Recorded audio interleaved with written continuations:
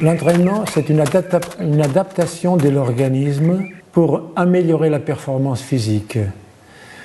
Et en général, les deux côtés qui sont importants sont le fait que le débit cardiaque, c'est-à-dire la quantité de sang que le cœur envoie dans les muscles, augmente d'un côté.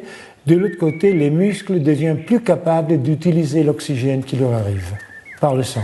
Ce qui règle en général l'effort, c'est la sensation de fatigue.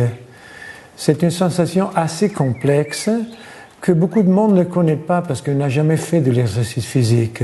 Ceux qui en font considèrent la sensation de fatigue comme un index très important pour doser l'effort. Et donc, il faut connaître son moteur, et il n'y a que la pratique de l'exercice physique qui le permet. Et il faut s'entraîner pour la résistance. Et tant que la montagne, c'est un sport de résistance. Et donc, il faut marcher. Plus haut où on va, et plus marqué est le manque d'oxygène. Et ceci fait que la sensation de fatigue est plus marquée, tout simplement parce qu'il y a moins d'oxygène au niveau des muscles. Et donc il faut bien doser l'effort, et l'entraînement sûrement améliore la tolérance de la fatigue en altitude. Il peut y avoir, si vous voulez, des paramètres objectifs, comme la fréquence cardiaque, qui est assez à la mode, et on peut l'enregistrer maintenant tout le long qu'on fait l'exercice. Pour l'entraînement, l'idéal, ce serait d'être dans un laboratoire pour savoir quelles sont les réactions de notre corps. Mais dans les sports outdoor, notamment, on doit s'entraîner à l'air libre. Donc le cardio, il permet de nous informer de comment notre corps il réagit à l'effort qu'on fait.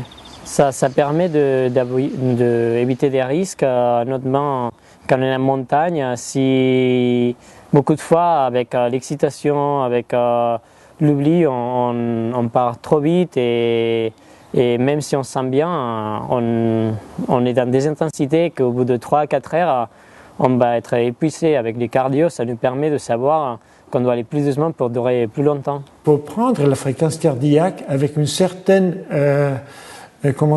prudence, parce qu'elle varie beaucoup en raison de plusieurs conditions. La température, froid, chaud, la transpiration, la hauteur. Et donc, on peut faire usage de ces paramètres, mais comme je disais auparavant, ça réduit la possibilité de regarder le panorama.